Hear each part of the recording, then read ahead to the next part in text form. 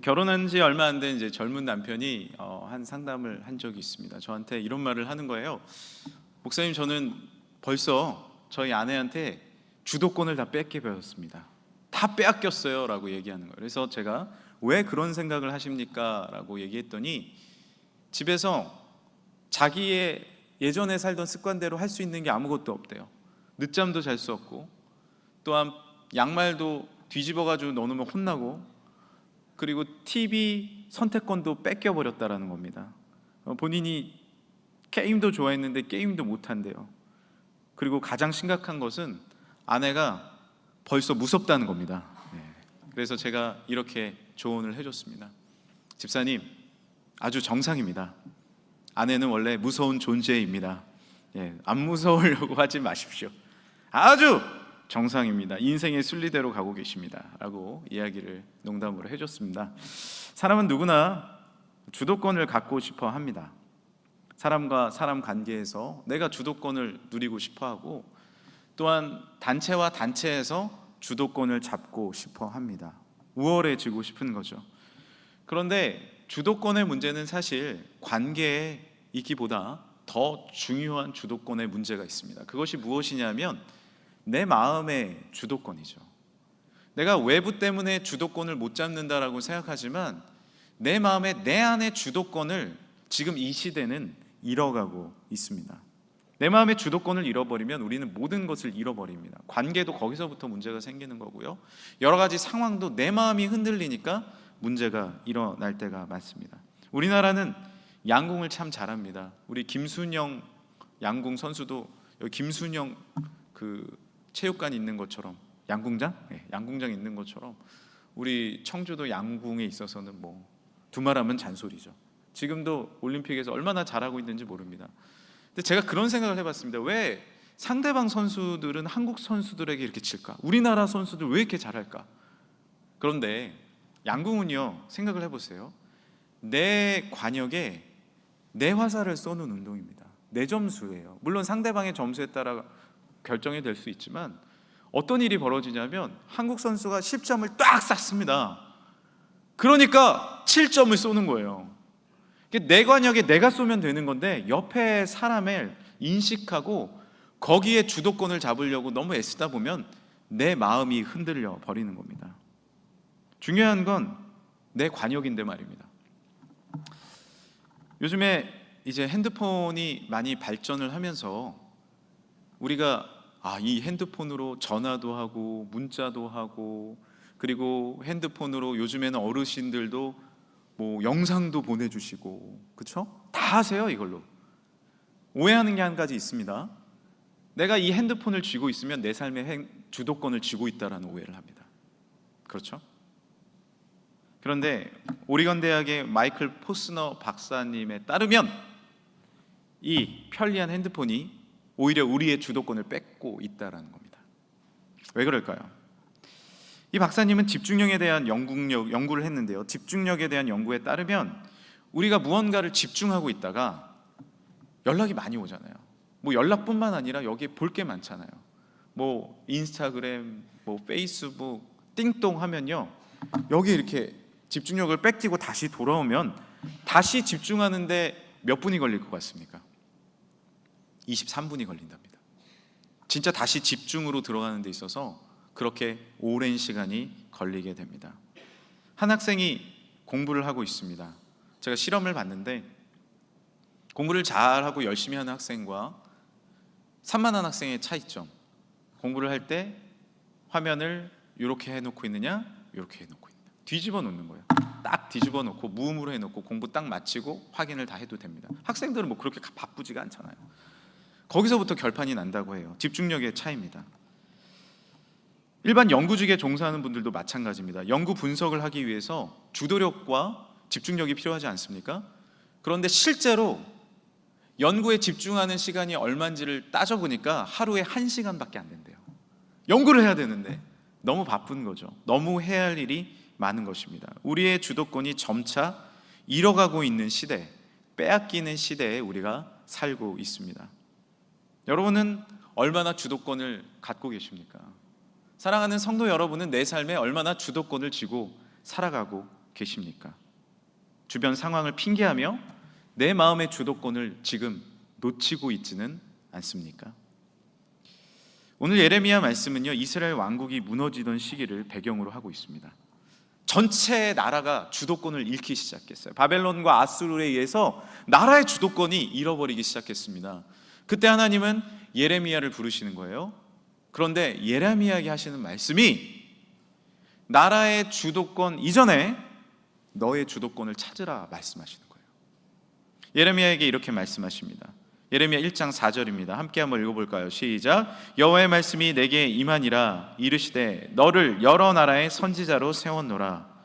나는 너를 세웠어. 이 나라가 힘들 때 내가 너를 세웠어 라고 이야기를 합니다. 그런데 예레미야는 되게 힘들었어요. 마음이. 왜 그랬을까요? 예레미야는 비교적 연소했습니다. 나이가 어렸어요. 그리고 영향력이 없었어요. 내가 선지자가 돼서 사람들에게 말을 한들 사람들이 내 말을 들을까? 이런 염려가 있었습니다. 그리고 나라는 이미 진리가 외면당했고 의의가 핍박당하고 있었기 때문에 말을 한다고 해결될 것이 아니었던 것 같아요. 선지자로서 한계가 있는 것입니다. 그래서 하나님께 이렇게 항변을 합니다. 내가 이르되 슬프도소이다. 주 여호와여 보소서. 나는 아이라 말할 수 없습니다. 제가 질문 드리겠습니다. 지금 문제점은 나라의 주도권을 뺏긴 것이 문제점입니다. 그러나 더 큰 문제가 있습니다. 나라가 힘들더라도, 공동체가 힘들더라도 하나님은 하실 수 있습니까? 없습니까? 하나님은 온 천지의 창조주시기 때문에 해결하실 수 있습니다. 할렐루야! 누구를 통해서? 예레미야를 통해서. 그런데 예레미야를 통해서 해결하려고 하시는데 예레미야가 마음의 주도권을 잃어버린 거예요. 야, 나는 너를 선지자로 불렀어. 너를 통해서 내가 일을 할 거야. 하나님, 저는 못해요. 뭐가 문제예요? 진짜 문제는 뭐예요? 내 마음의 주도권이에요. 내 마음 자체가 흔들려 버린 겁니다. 외부의 문제 때문에 내 마음이 흔들려 버리는 거죠. 며칠 전 올림픽 탁구에서 그 신유빈 선수가 일본 선수와 8강전 경기를 했습니다. 어제는 좀 안타깝게 또 3, 4위전에서 졌죠. 그래도 혼합복싱에서 동메달을 땄습니다. 이 8강전 경기를 보신 분들이 있을 겁니다. 손쉽게 풀어갔어요. 일본 선수가 3대 0으로 이기고 있었습니다. 3대 0. 신유빈 선수의 별명이 뭔지 아세요? 삐약. 이길 때 삐약! 예, 잘 들어보세요. 진짜 삐약이라고 하더라고요. 제가 이렇게 크게 틀어놓고 들었는데 삐약 하더라고요. 그래서 너무 이렇게 귀엽고 재미있는 선수인데 3대 0으로 이기니까 아주 그냥 신이 났어요. 머리에 얼음 올리고 바나나 먹으면서 행복하게 이렇게 있는 거예요. 그런데 3대 0에 상대방 선수가 유니폼이 젖었다고 다시 유니폼을 갈아입고 나왔습니다. 그런데 그때부터 주도권을 뺏기기 시작하는데 3대 1이 됐습니다. 3대 2가 됐습니다. 세트 스코어가 3대 3이 됐습니다. 그리고 결국에 마지막 경기에서 10대 9로 지고 있었어요. 한 점만 더 하면 게임이 끝나는 겁니다. 그런데 제가 참 대단하게 봤던 게 이 21세 젊은 청년의 모습이 대단했습니다. 1점만 지면 탈락하는데 미소를 지으면서 할 수 있어. 나 할 수 있어. 이런 마음을 되새기는 거예요. 되뇌이는 거예요. 그리고 결국에 13대 11로 역전을 하면서 이겼습니다. 경기 후 인터뷰에서 신유빈 선수는 다음과 같이 이야기했습니다. 역전을 당했을 때 지고 있다는 생각보다 내가 하던 경기를 하자. 내가 하는 경기를 하자라고 생각을 했다는 거예요. 자, 제가 설교를 하다 보면 갑작스러운 일이 일어날 때가 있습니다. 오늘도 일부 설교를 하는데 이제 나이 많은 어르신이 이제 뭔가 이렇게 필요하신 게 있었는지 아이고 부목사님 이것 좀 어떡해요 이러는데 이제 소리가 다 들리는 거야. 근데 제가 그때 아기가 울을 수도 있고 저희는 이제 저녁 예배 때 아이들도 예배를 같이 많이 드려요. 낮 예배도 드리고 그래요. 근데 제가 그거에 흔들리잖아요. 제 설교를 할 수가 없어요. 얼마나 많은 변수가 있는데요. 삶을 살아가다 보면 당연한 겁니다.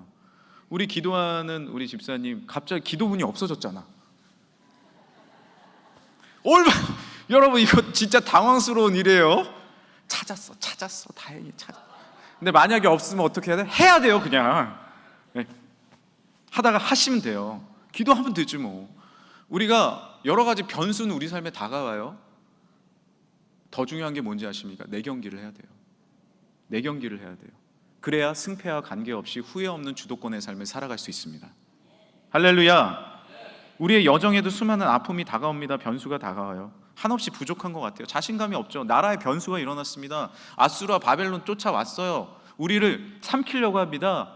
나는 아무 말도 할 수 없을 것 같아요. 민족이 흔들거립니다. 수많은 일이 벌어졌습니다. 그러나 하나님은 하실 수 있습니다. 할렐루야. 나는 내 경기를 해야 되는 거예요. 하나님의 부르심에 순종해야 되는 겁니다. 하나님께 집중해야 하는 거예요. 내 마음에 말씀하시는 위대한 하나님께 집중하시길 간절히 소망합니다. 그때 주도권이 회복될 수 있는 거예요. 오늘 본문에도 하나님은 예레미야에게 마음에 두려워하지 말라고 말씀하십니다. 신앙의 주도권 회복하라 말씀하세요. 예레미야 1장 7절입니다. 함께 읽어보겠습니다. 시작. 여호와께서 내게 이르시되 너는 아이라 말하지 말고 내가 너를 누구에게 보내든지 너는 가며 내가 내게 무엇을 명령하든지 너는 말할지니라. 너는 그들 때문에 두려워하지 말라. 내가 너와 함께하여 너를 구원하리라. 나 여호와의 말이니라 하시고. 우리는 늘 나를 볼 때 아이와 같고 부족하고 연약합니다. 나이가 들어도 나는 부족함이 있어요. 그러나 하나님 말씀하셔서 너를 아이라 하지 마. 외부가 너를 흔들어? 그들 때문에 두려워하지 마. 너는 너의 경기를 해. 내가 너와 함께 하잖아. 강하고 담대하라. 두려워하지 말아라. 영적 주도권 회복해라. 할렐루야. 1장 9절 여호수아에는 이렇게 말씀하고 계세요. 내가 내게 명령한 것이 아니냐? 강하고 담대하라. 두려워하지 말라. 내가 어디로 가든지 누가? 내 하나님 여호와가 너와 함께 하느니라 하시니라. 할렐루야. 하나님이 함께 하신다라는 거예요. 하나님은 예레미야에게 다시 용기를 주세요. 그리고 예레미야에게 이제 주도권을 회복하는 구체적인 방법을 알려주십니다. 하나님은 주도권을 놓치고 있는 예레미야에게 목적성을 확실하게 하세요. 너 무엇 때문에 내가 부르는지 알아? 너 누가 불렀어? 그리고 너 어디로 가야 돼? 라는 목적성을 말씀해 주고 계시는 거예요. 예레미야 1장 5절에 내가 너를 모태에 짓기 전에 너를 알았어. 너 누구야? 내가 배에서 나오기 전에 너를 성별하였어. 너 내 아들이야. 그리고 너를 여러 나라의 선지자로 세웠어. 너 선지자로 내가 불러. 목적성을 분명히 알려주시는 거예요. 그래야 우리의 주도권이 회복되고 정체성이 회복됩니다. 자, 예를 들어 볼까요? 군대에 가면요, 목적성이 없는 부대 있잖아요. 서로 엄청 갈굽니다. 죄송하지만 후방이 다 그렇다는 건 아니지만 비교적 후방에 편하고 그냥 군대에 있다가 뭐 1년 6개월 요즘에 그 정도 있다가 나가야지라고 생각하면요, 서로 엄청 비난합니다. 고참이 후배를 괴롭힙니다. 할 일이 없기 때문에 그래요. 군대가 뭐 하는지를 몰라요. 그런데 수색대대를 가보십시오. 특공대를 가보십시오. 괴롭히는 것 같지만 괴롭히는 게 아니에요. 분명한 목적성이 있습니다. 오히려 힘든 부대일수록 서로 잘해줍니다. 왜냐하면 우리는 훈련을 해서 이 지역을 지켜야 돼. 우리가 만약에 우리나라에 전쟁이 나면 우리는 이렇게 작전을 해야 돼. 이러면서 최선을 다해서 우리의 목적성을 향해서 가잖아요. 그러면 나의 주도권도 회복되고 공동체의 주도권도 회복됩니다. 할렐루야. 함께 나아갈 방향성에 대해서 주도권을 회복하고 내가 아침에 일어나서 무엇을 해야 될지, 그리고 오후에는 무엇을 해야 될지 명확하게 합니다. 주도권을 갖고 있는 중대장은요, 명확하게 바르게 그 부대원들을 이끌어 나갑니다. 그게 목적성이 주는 힘이고 그것이 목적성이 주는 주도권의 능력입니다. 우리의 삶은 항해와 같죠. 긴 항해의 여정과 같습니다. 그런데 만약에 항해사가 1등 항해사가 어디로 가는지 생각 안 하고 생활을 한다고 해보십시오. 주도권은 완전히 잃어버립니다. 그냥 못하는 항해사들만 불러서 혼내고, 야 맛있는 것 좀 갖고 와봐 이러고. 그러나 우리가 나아갈 방향을 알고 그곳을 향해서 우리가 항해하고 있다는 것을 알면 서로 일으켜주고 밀어주고, 힘든 사람 격려해주고, 잘못한 사람 있으면 꾸짖고, 그렇게 바른 방향으로 갈 수 있는 거예요. 그래야 우리의 주도권이 회복될 줄 믿습니다. 비행기 타보셨습니까? 배를 타보셨어요? 타면 뭐라고 적혀 있어요? 시간과 목적지가 적혀 있어요. 제주도, 울릉도, 뉴욕, 런던, 파리, 그거 보고 가는 겁니다. 그래야지 내가 짐을 챙겨야지, 내가 어떤 마음으로 가야지, 이제 내려야지, 이걸 아는 거예요. 이걸 모르면 내 삶의 주도권은 아예 없어요. 뭐 하는지도 모르고 무엇을 해야 할지도 모르고 흔들려 버리는 겁니다. 그것이 목적이 주는 주도권의 힘입니다. 는머리가 트였다라는 말을 들어본 적이 있으십니까? 는머리가 트였다. 제가 아는 분도 학창시절에 공부를 너무 안 했어요, 제 지인이. 그러다가 군에 갔다 오더니 는머리가 트였어요. 그때부터 공부를 하는데 무섭게 매섭게 하는 겁니다. 명문대에 진학했습니다. 그리고 더 열심히 살아요. 지금은 수많은 사람들에게 또 영향력을 미치는 사람이 되었습니다. 사람들은 그분을 보면서 는머리 터졌다라고 이야기했어요. 그런데 본인의 삶의 해석은 달라요. 나는 는머리가 터진 게 아니라 군대에서 내 삶의 목적성을 찾았다라고 이야기합니다. 우리의 자녀들이 언제부터 열심히 살까요? 는머리가 터져야 돼? 머리를 터지게 맞아야 돼? 아니에요. 하나님을 만나면 목적을 찾게 됩니다. 할렐루야. 목적을 알게 되면 열심히 찾게 됩니다. 우리 한 성도님, 우리 안수 집사님 가정이 자녀가 결혼을 했는데 걱정을 좀 하셨대요. 왜냐하면 집에서 아버님은 그렇게 부지런히 청소도 하시고 열심히 사시는데 자녀는 이렇게 청소를 도와준 적도 없고 얘가 제대로 살까 했는데 막상 결혼을 시켜보니 얼마나 깔끔하고 아버지처럼 열심히 사는지 대단했답니다. 참 뿌듯했대요. 왜 그럴까요? 가정을 꾸려보니까 목적성을 찾은 거예요. 아, 내가 가장인데 내가 이렇게 있으면 안 되는데. 그때부터 삶은 놀랍게 달라지는 겁니다. 어디로 향해 가고 계십니까?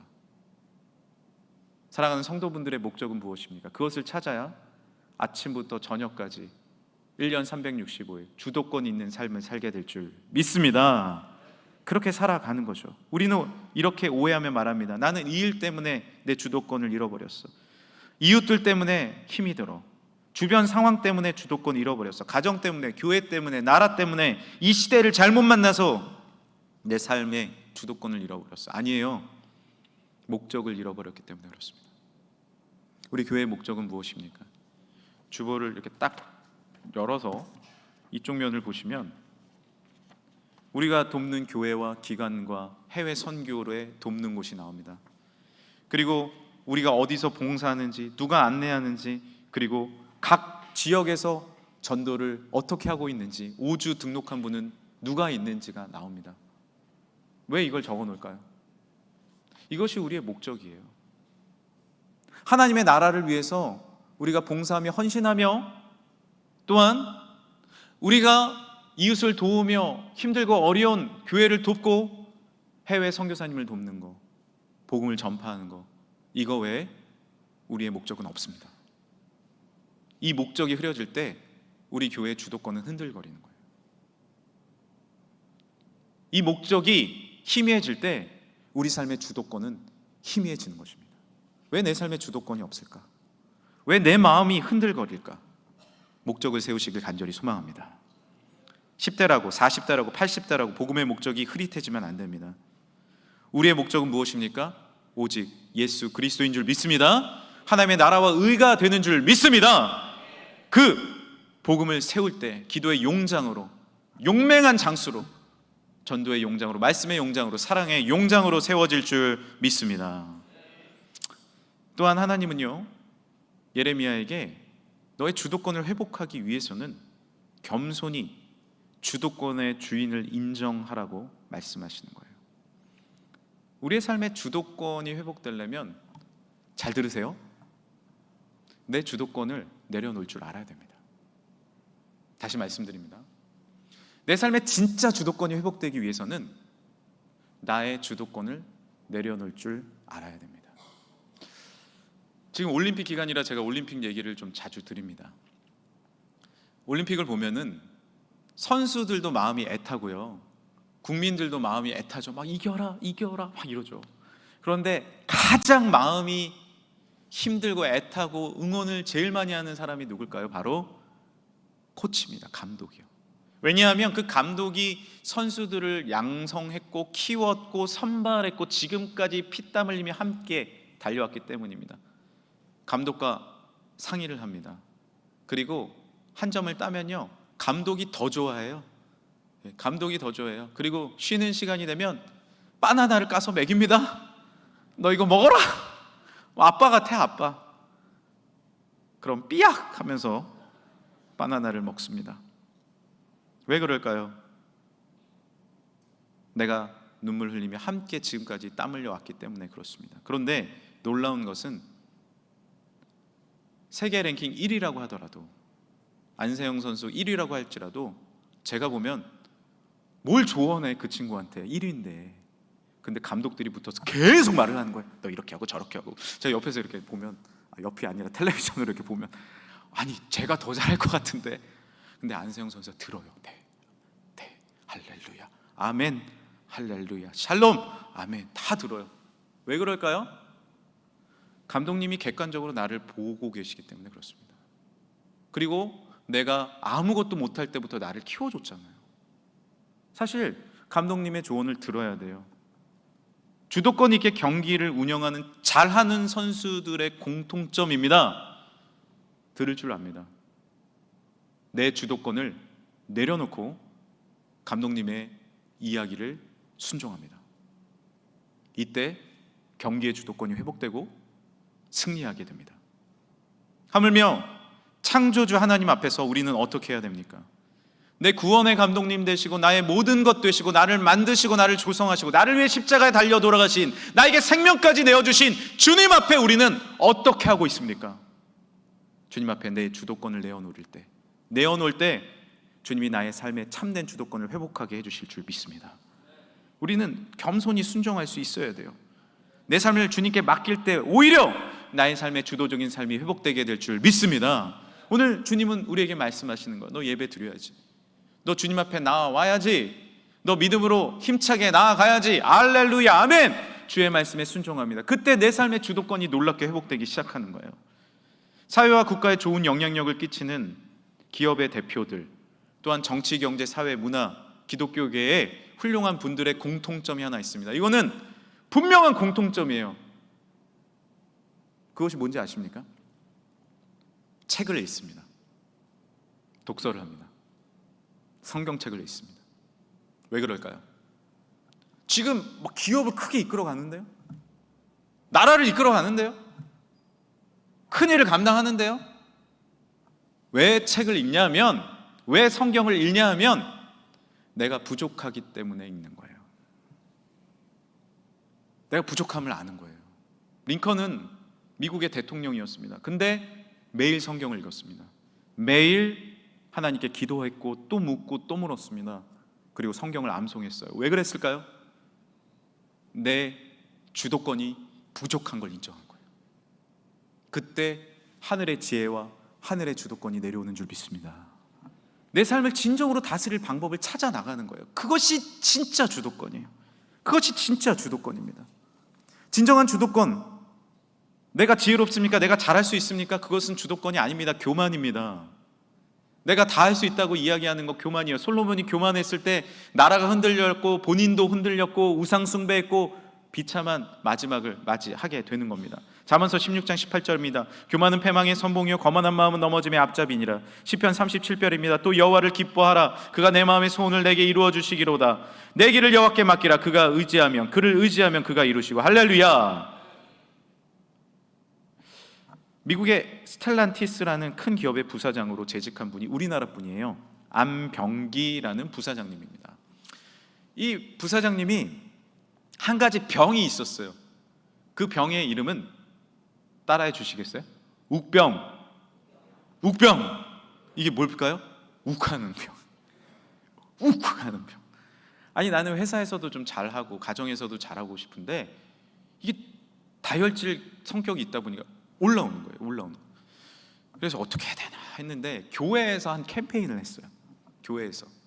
그 캠페인이 뭐였냐면 이 밴드를 손에 이렇게 고무밴드를 하나 선물로 준 거예요. 좀 작은 고무밴드 같은 거 있잖아요. 딱 준 거예요. 그래서 차고 다니다가 욱하면 다른 손으로 바꿔끼라는 거죠.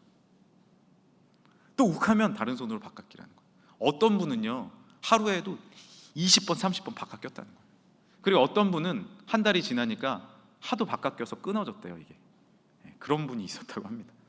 근데 이 부사장님도 도전이 받아서 자신의 삶에 적용해 보기 시작했어요. 그리고 다짐을 했습니다. 내가 100일 동안 욱하지 않으리라. 내가 열심히 기업을 돌보고 열심히 가정을 돌보는데 한번 욱하면 이게 후유증이 크잖아요. 주변에 후유증이 크잖아요. 그래서 욱하지 않으리라. 일주일 있다가 실패합니다. 2주일 있다가 실패합니다. 그러다가 다시 시작하고 다시 시작해서 밴드가 한 손에 고정됐어요. 100일이 지났습니다. 너무 기뻐서 주변에 나 100일 됐다고 100일 됐다고 축하한다고 그러고 집에 갔는데 그 자녀들이 파티를 열어준 거예요. 케이크를 사다가 아버지 축하해요 라고 했더니 벽에 봤더니 현수막이 딱 붙어 있어. 그 현수막이 뭐라고 붙어 있었을까요? 단 3글자, 축인간. 100일 동안 곰에서 인간이 되셨습니다. 호랑이에서 인간이 되셨습니다. 우리는 화를 낼 때 처음에는 다른 사람 때문이라고 생각합니다. 그리고 남만 보게 됩니다. 그러다가 정작 다시 자신을 보게 됩니다. 내 마음에 화를 내려놓으니 오히려 주도권 생깁니다. 사람들이 웃습니다. 함께 기뻐합니다. 그게 진짜 주도권 아닐까요? 내 마음에 욕망과 화를 내려놓으니 이제 주변이 보입니다. 환하게 웃고 있는 자녀들이 보이고 기뻐하고 있는 동료들이 보입니다. 무엇이 진짜 주도권일까요? 관계의 주도권? 무엇이 진짜 주도권일까요? 우리 부모님 세대들은 우리에게 늘 이렇게 이야기하셨죠. 회사에서 돌아올 때, 밭에서 돌아올 때 너무 힘들고 치사해서 다 때려치고 싶었다고. 에이 이거고 뭐 안 해. 어떤 분은 진짜 오전에 짐 싸갖고 오셨대요. 짐 싸가지고 짐 싸면 이제 이런 통 같은데 자기 짐 다 들고 오자. 사장한테 내가 한마디 하고 왔어. 내가 집에 들어가서 아내한테 내가 이거 한마디 하고 들어왔어. 그러니까 아내가 위태위태했는데 그날 오후부터 후회하는 거야. 아이고 내가 왜 이랬을까. 아이고 내가 왜 이랬을까. 그런데 우리 부모님들이 왜 그래도 회사를 다니고 왜 그래도 주도권 있게 하루를 사셨습니까? 집에 들어오면 고온히 자고 있는 자녀들을 보면서 그래 이 자식 새끼들 때문에 내가 다짐을 내야지. 환하게 웃고 있는 아내를 보면서 또한 가정을 돌아보면서 다시 내 마음의 주도권을 회복하는 거예요. 우리 어머니들 얼마나 지금과 반대로 시어머니들에게 얼마나 시집살이 하셨습니까? 밤이 되면 다 눈물을 흘리고 차가운 교회 마룻바닥에 무릎 꿇고 눈물 흘리며 기도할 때 하나님 뭐라고 말씀하세요? 나도 너를 위해 십자가 지고 갔다. 내가 너를 사랑한다. 그럼 눈물 흘리면서 다시 눈물 닦고 주님 내 십자가 나도 지고 가겠습니다. 주님을 바라보니 내 삶의 목적성이 보입니다. 주변을 바라보니 내 삶의 주도권이 다시 형성됩니다. 그것이 하나님께서 우리에게 허락해 주시는 다시 회복되는 주도권인 줄 믿습니다. 우리의 삶의 여정을 바라보면 힘들고 어렵고 눈물 날 때가 있습니다. 그러나 하나님은 다시 말씀하십니다. 나와 함께 하자. 내가 너를 불렀어. 나에게 맡기지 않을래? 라고 우리에게 말씀해 주십니다. 디키 한번 쳐주시겠어요? 디키. 안 부를 수가 없어. 또 우리가 안 부를 수가 없어.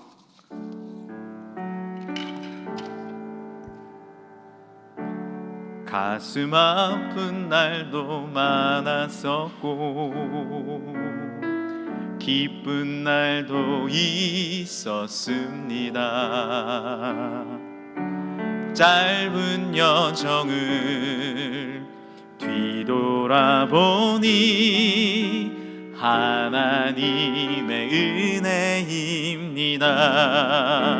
지금까지 나의 여정은 모두 하나님의 은혜라. 지금까지 나의 모든 여정 인도하셨네. 앞으로도 누가 함께 하세요? 우리 삶의 목적은 무엇이에요? 나의 남은 모든 여정을 모두 하나님께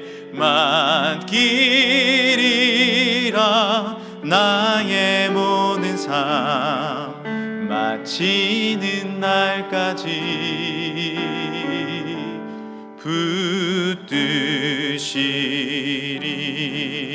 붙드시리. 하나님이 날 참 사랑하시네. 하나님이 널 참 사랑하시네. 세월에 묻혀 세월에 묻혀 또 현실에 갇혀 잊고 살다가도 그냥 살다가도 어느 날 문득 생각해보면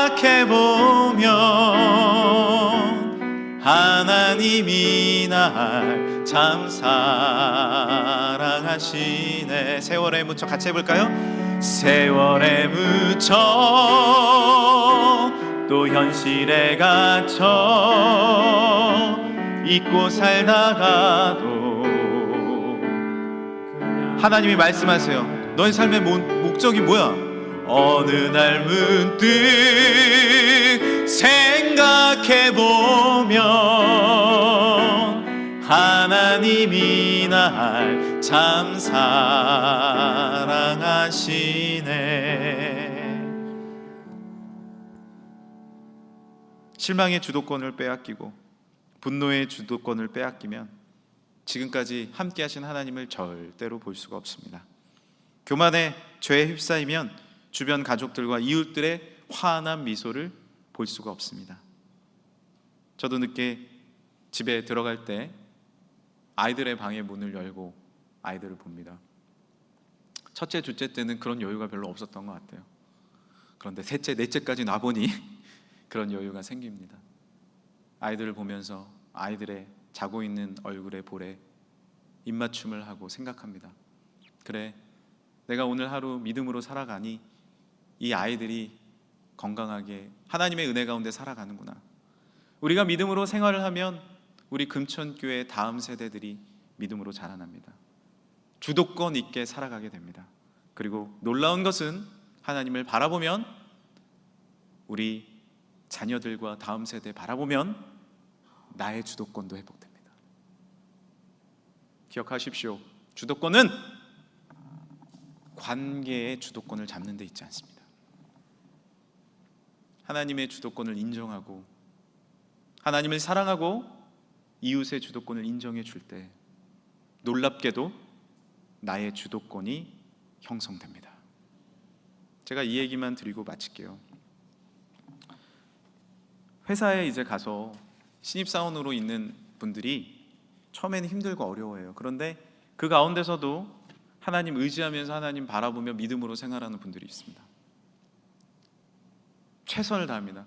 상사가 미워요. 너무 힘이 들어요. 그런데 하나님 앞에 기도하니 이웃 사랑하라 말씀하세요. 그곳에서 순종하고 최선을 다하고 이 회사가 내 회사인 줄 알고 최선을 다해서 합니다. 1년만 지나면요, 그분이 회사의 막내 직급이어도 주도권이 주어집니다. 분명합니다. 주도권이 주어집니다. 다니엘이 이렇게 고백합니다. 다니엘서 9장 2절 곧 그 통치 원년에 나 다니엘이 책을 통해 여호와의 말씀으로 선지자 예레미야에게 알려주신 그 연수를 깨달았나니 곧 예루살렘의 황폐함이 70년 만에 그치리라 하신 것이니라. 예레미야의 다음 세대가 다니엘입니다. 예레미야는 자신의 주도권을 회복했을 때 자신뿐만 아니라 민족뿐만 아니라 다음 세대까지 영향력을 미치는 사람이 되었습니다. 다니엘은 예레미야를 통해서 그 주도권을 형성하였고 다니엘과 이스라엘은 예레미야를 통해서 하나님의 주도권이 회복되는 놀라운 역사를 경험했습니다. 하나님 앞에 순종할 때 예레미야 되는 내가 하나님의 말씀대로 살아갈 때 이 다음 세대도 우리의 교회도 이 민족도 놀라운 하나님의 주도권이 회복되며 서로가 서로를 비난하고 서로가 서로를 헐뜯는 것이 아니라 인정하며 하나님의 주도권, 하나님의 나라를 세워나가는 아름다운 이 나라와 민족과 우리 공동체가 될 줄 믿습니다. 함께 기도하겠습니다. 하나님 감사합니다. 우리가 어디서부터 왔으며 어디로 향해 가고 있는지 깨닫는 지혜를 더하여 주옵소서. 이 나라를 세워주셨는데 우리가 하나님 잘 믿는 것이, 나라를 믿음으로 세워나가는 것이, 신뢰로 세워나가는 것이 우리의 사명임을 다시 깨닫게 하여 주옵소서. 하나님이 우리 교회를 세워주셨는데, 우리 가정을 세워주셨는데 관계의 주도성이 아니라 내 안의 주도성을 예수 그리스도로 세워나가 십자가로 살아갈 수 있는 우리의 삶이 되게 하여 주옵소서. 우리의 삶의 주도권을 허락해 주신 예수 그리스도의 이름으로 기도드립니다. 아멘.